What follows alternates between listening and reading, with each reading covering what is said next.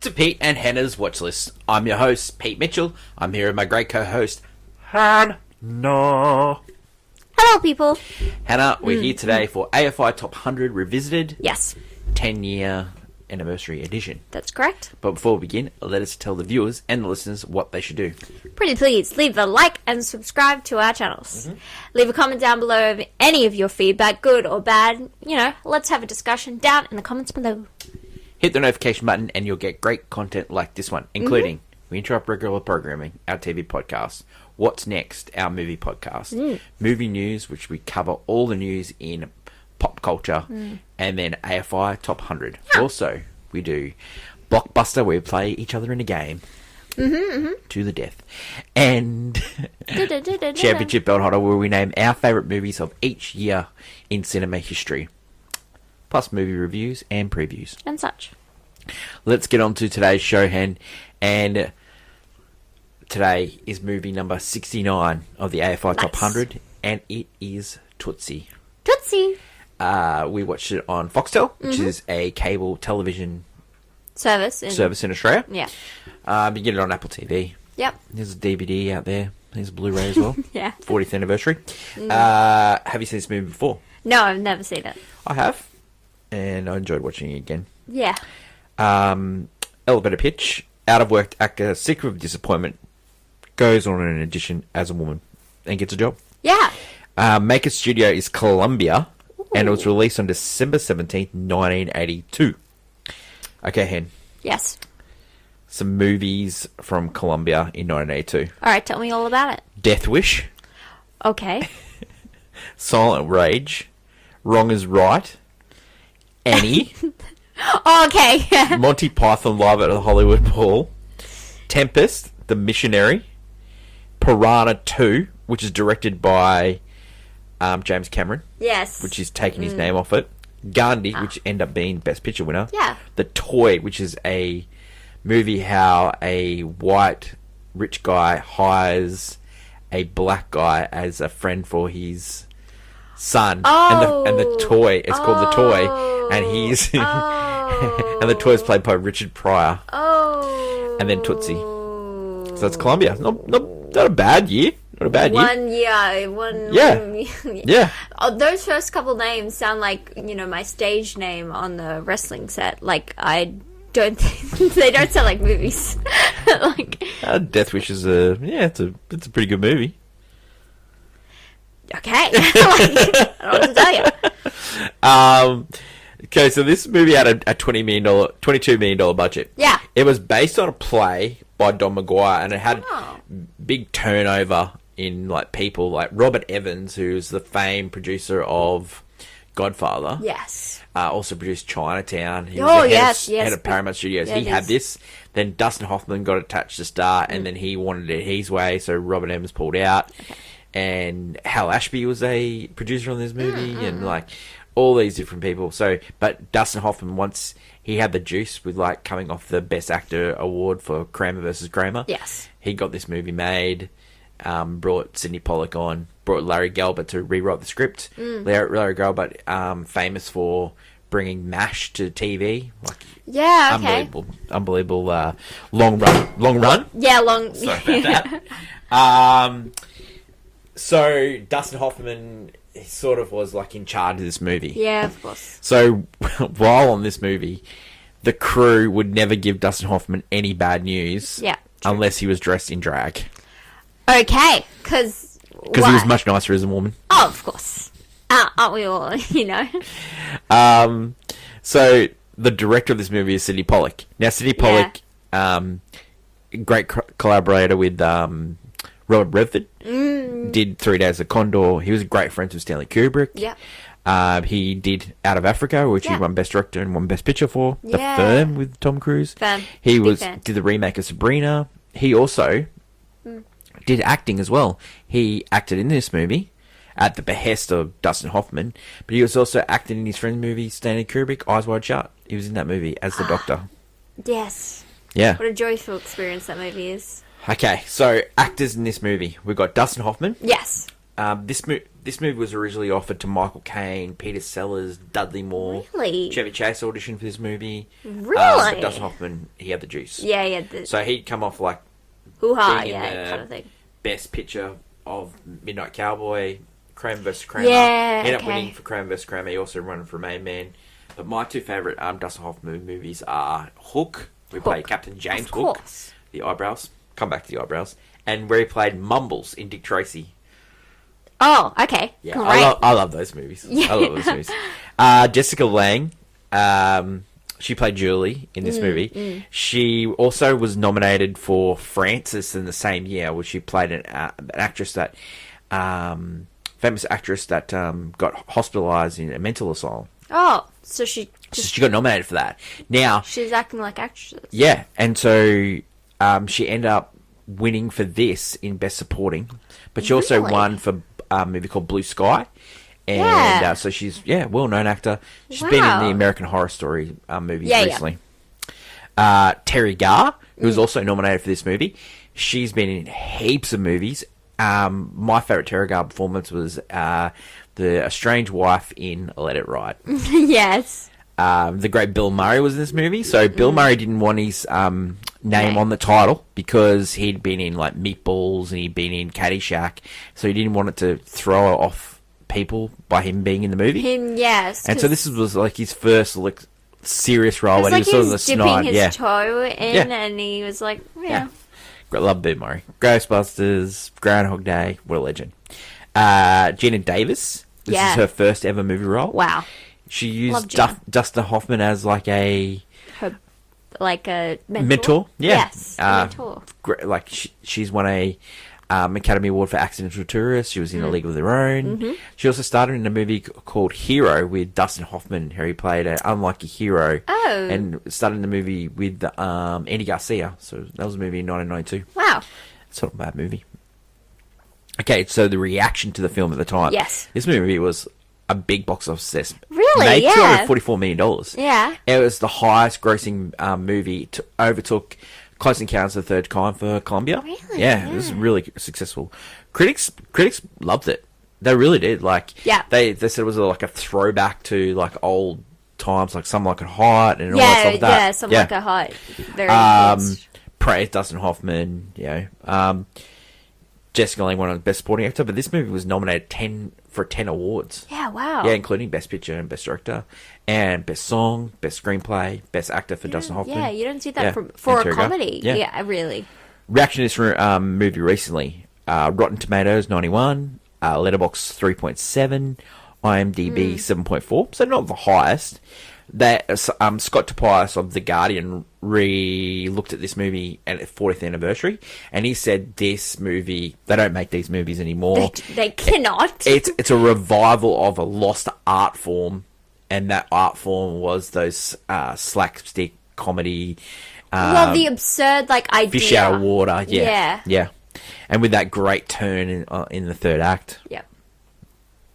Yeah, Uh, landing it. yeah. Landing it. That's Yeah. that's the key. It's tough. Every week on Movie News, we do a segment called Clickbait, which we do the hottest of hot takes. That's true. Hannah, your hot take? This So, okay, when someone dresses like a different gender, a different identity, Yep. how far do you think it goes till it's just illegal for them to be that person anymore? Like, we're talking about how in these movies, especially it usually is a comedy and Yep. always a comedy, they will dress to try and get Silence of the Lambs, wasn't it? well, yes, but then we don't talk about that. That's bad version of that. We're talking about the funny version of that, where they'll dress in drag, usually just to get away or get a bump in something, just to prove a point. And then they continue on for it. When's the moment they should stop? Like when they get caught, or maybe they should have stopped before. Well, he didn't get caught in this movie, so He we'll go didn't through get that. caught. He wanted to stop. That's Yeah, the interesting yeah, part. it's true. A lot of these movies, they don't. They or most of the time they want to stop, but they can't get caught because of reasons of the plot. But when is it acceptable for them to keep going on with this life they've led, and then for someone to forgive them every time? Yeah, recently we had a movie where John Cena played in Ricky Stenicki. He played a different person. Yeah. And then was it acceptable for everyone to just accept him, even though he lied the entire time, and everyone else lied about him being the best friend? Like, is it in these comedy movies? Is it really acceptable to forgive these people? Because aren't they just horrible? But people want to forgive, I think. Yeah, but they've tricked them in the worst sense. Like, especially in these movies where they've pretended to be like a woman. And see, the thing is, he pretends to be a woman, and then he gets too far into a relationship he knows is not going to work out. Like, he knows he's not going to have a romantic relationship in this movie. Either party, doesn't matter if it's the woman, you're not going to get that far dressed like being Dorothy. So, how far do you realize I need to stop here? It's the ego for me. Do you think it's wrong? How far do you like, this is a bad human being? Well, I don't think it's, I think, Dustin Hoffman's been playing method for this role his whole life.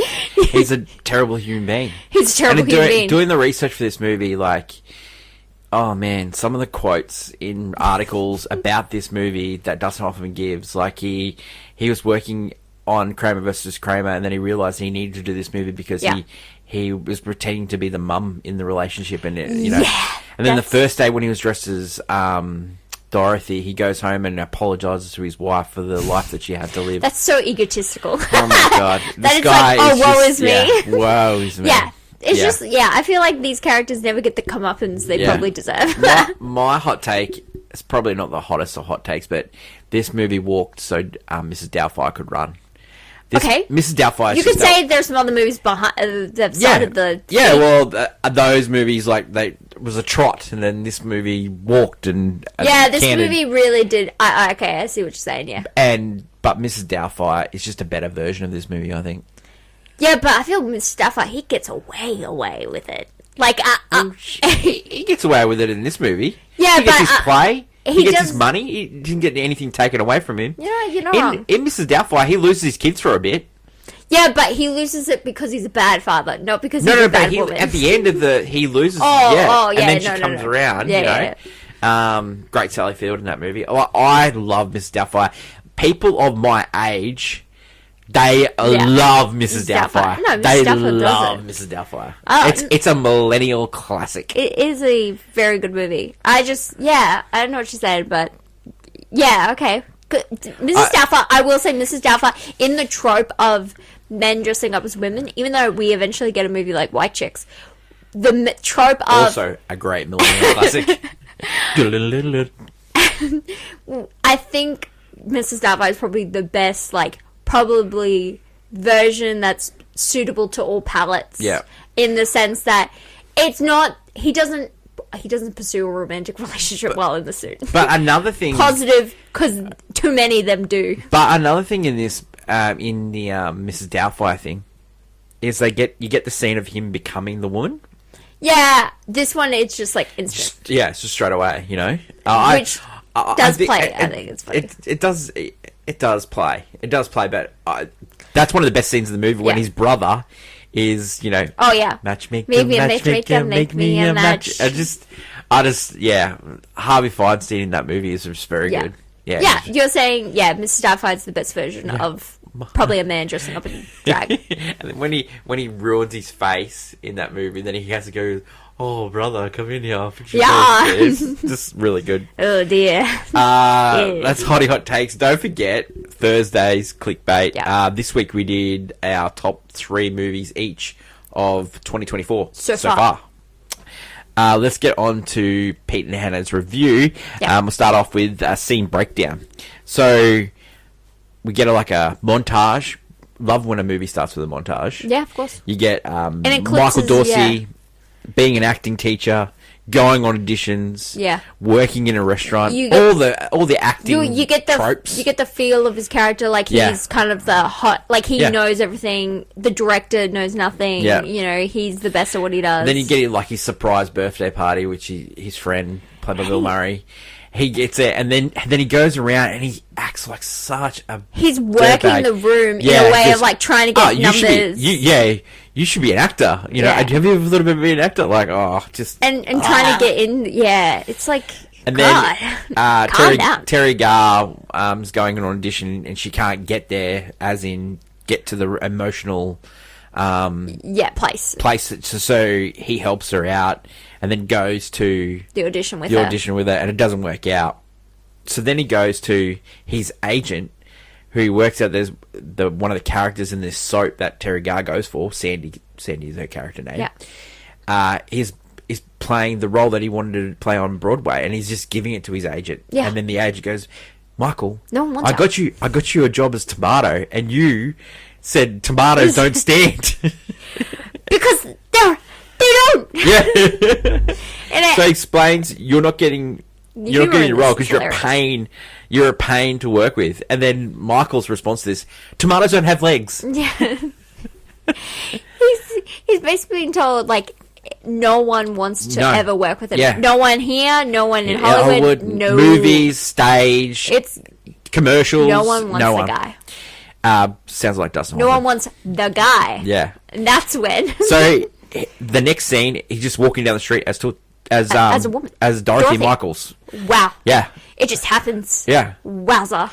Like the fact that the movie's named Tootsie, and it's just a throwaway line from Dabney Coleman's character. The idea of like the hey, toots. Yeah, it's strange, but I don't mind it. It's I've unique. always find it, like, ever since as a kid, I was always called her Tootsie, but she's not Tootsie. Her name's Dorothy Michaels. Yeah.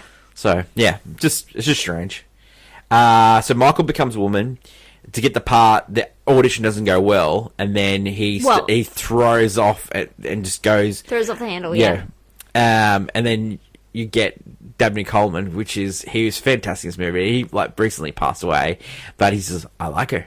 It's like, Yeah, because he because he knows what he's doing, he's buttering him up at the same time as tearing him down. So they're doing like a test of her, and they go, "Oh, can we go like close up, but like pull out a little bit? How far do you want to go? Cleveland?" It's just a great line.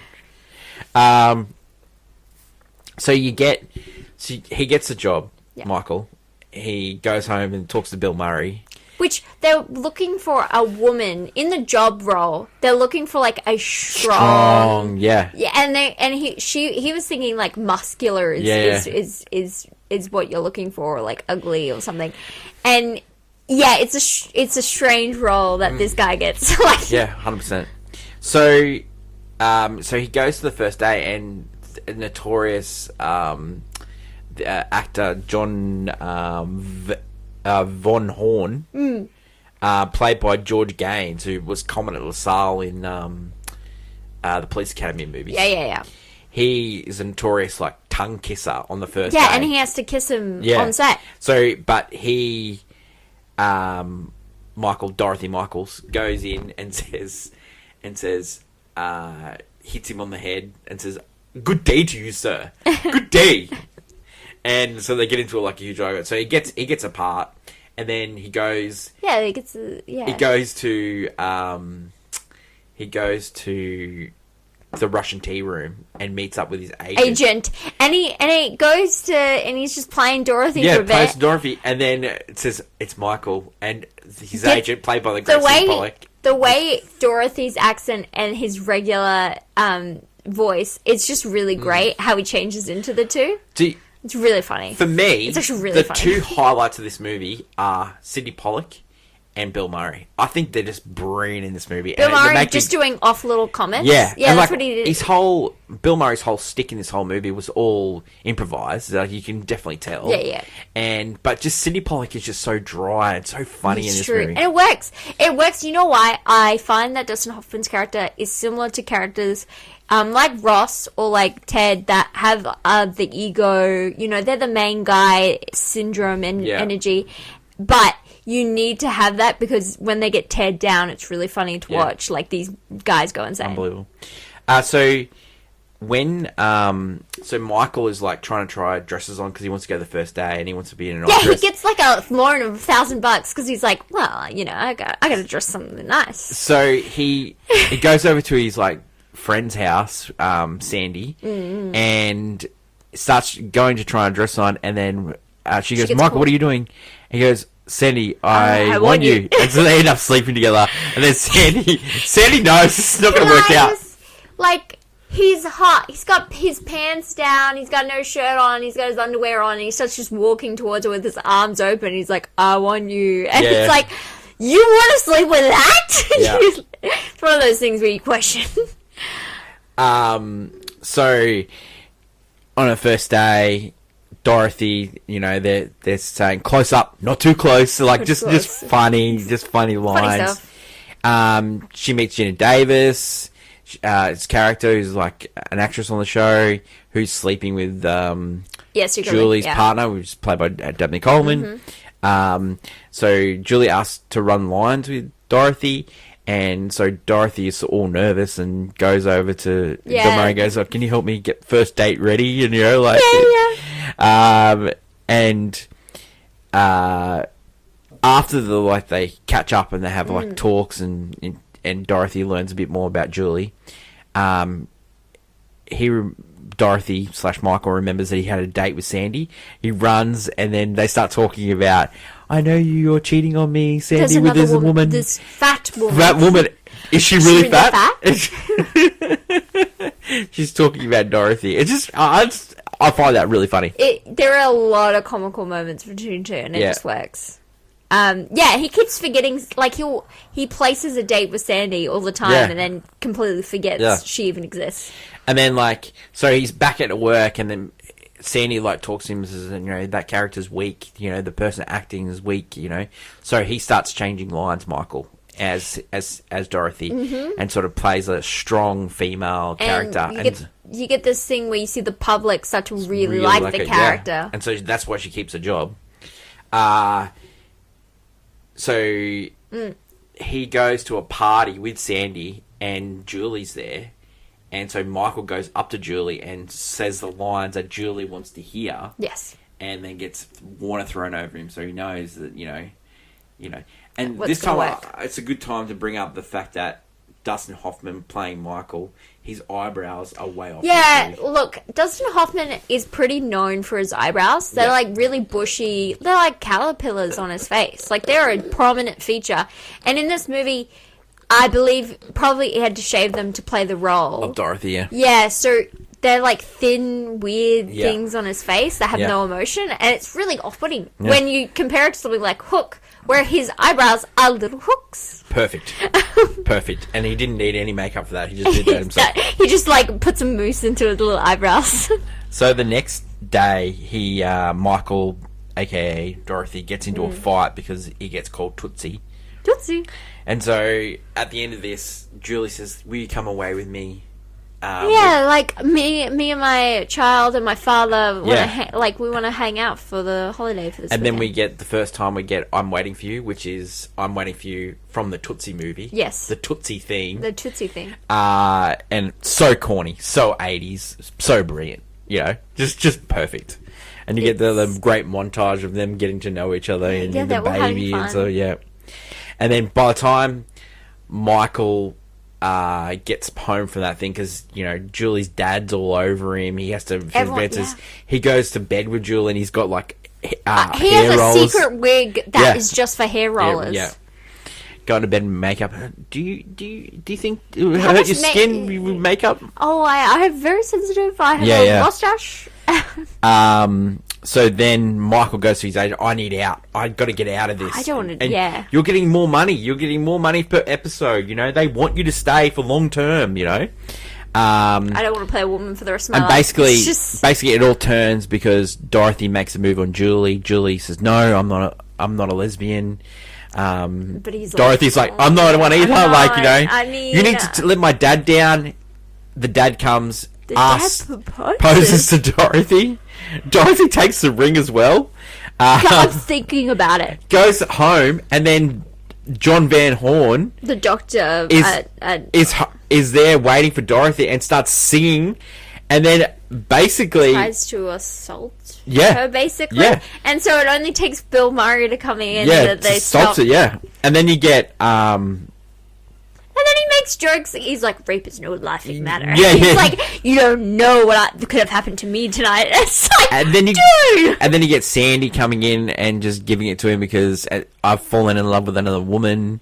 You know, like just classic, you know, letting a woman down. Yeah, because she's over it. So Sidney Pollack, he goes to Sidney Pollack and says, I'm definitely out. I need a way out. I need a way out, you know. Then he realizes there's a good chance because they have to go live because someone's destroyed a shot. This is what a test. And this was like They put it in earlier. Yeah, they set the trap. Saying that things have gone wrong in the past and they've had to do a live show. And then you get the before. best scene of the movie where Michael confesses that he this is... long, drawn-out speech of confession. Yeah. Which is great, by the And way. that he was playing his sister and is actually a man trying Edward. to revenge the sister. I'm Edward. Yeah. And it's just brilliant. And then Julie comes over and punches him. And then you get the great one line from him. That is one nutty hospital. It's just so funny. Just perfect timing. I think it's this scene. Well edited. This scene is really great because it's like the scene feels like he's just coming up with it on the spot because he starts stammering a lot too, and he knows like this is his moment. Yeah. And then everyone's faces and reactions to this, like they are completely. And then like They completely did rips not all see his it coming. makeup off, and you get those eyebrows come back out again. Oh my god, Hoffman! Oh Love it. yeah. Then you get the why did you do it? You know, classic sort of. You know, they're trying to get out of this. It's a great way to get out of this movie. How they get out of it. Yeah, no, because it works for the plot of the show because the show doesn't falter or anything and he doesn't look bad. And then Michael says to Julie after he's seen the dad and he catch up with dad, I just did it for the work. You know, I just had no job. I needed it. And she goes, I miss Dorothy. And then we get I'm waiting for you plays after Julie says, can I borrow your yellow dress? One of my favorite. I've never heard such a line, and I'll never hear it again. A line such as, I was a better man when I was a woman with you. I cannot believe that worked on her. I cannot. Oh my god! How is this line? Yeah. I was a better man when I was a woman with you. Like, that doesn't. And now I have to learn to be a woman. And yeah. I think just like the movie Milan, right? Yeah. Where you think the general totally has the hots for Ping, who's boy Milan. Yeah. And then at the end when it's revealed he's like got the hots for Milan as well, totally had the hots for the boy as well. Love it. It's the same in this where I think even though she wasn't swinging that way, she was still adoring Dorothy. Which, by the way, Dorothy was a mother figure to her, and now she's going to pursue a relationship with the guy version, who is not supposed to be a mother figure. She lost her mother when she was a kid, so yeah, so she's got things. mummy issues. Yeah, definitely. This is a strange film. Very funny. Okay, so does this movie deserve to be on the list? I think this. We've had comedies on this list. Yeah. Like we had The Apartment, which was atrocious. And we had Bring Up Baby, which Bring Up is Baby. more comical, and Yep. Shall We Dance, which is more of a musical comedy, Yeah. which is different. I think, yeah, because I don't think is Some Like It Hot on think this it is. list. I think it Yeah, is. so we had two movies Yeah. about drag in this list. AFI should be on the list too. Reasons to see this movie. Reasons to see. Yeah.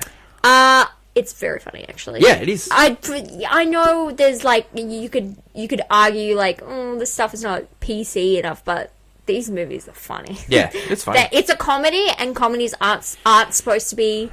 They're supposed to toe the line between what's good or Reasons not. not to see this movie. Dustin Hoffman's eyebrows. Yeah, the eyebrows are funny, They but just don't play. he spends most of the time as a woman. So Yeah, that's true. let's move on. That's true.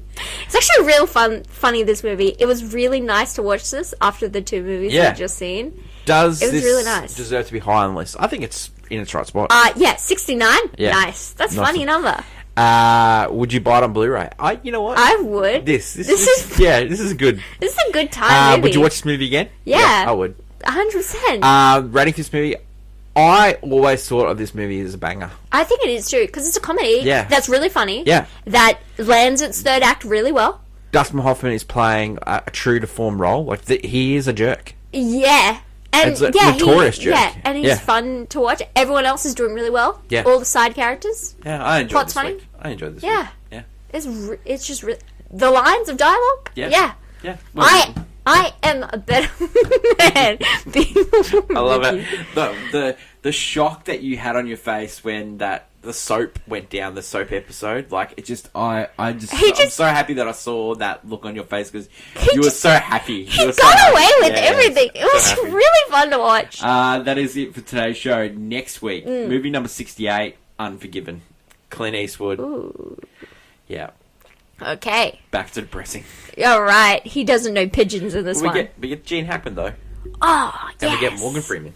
Warden Freeman? Yeah. Don't forget to leave feedback, good or bad, Mm-hmm. and we'll read the best ones out on show. Yeah. That is my lovely co-host Hannah. Long live cinema. And until we meet again, it's bye for now. Bye.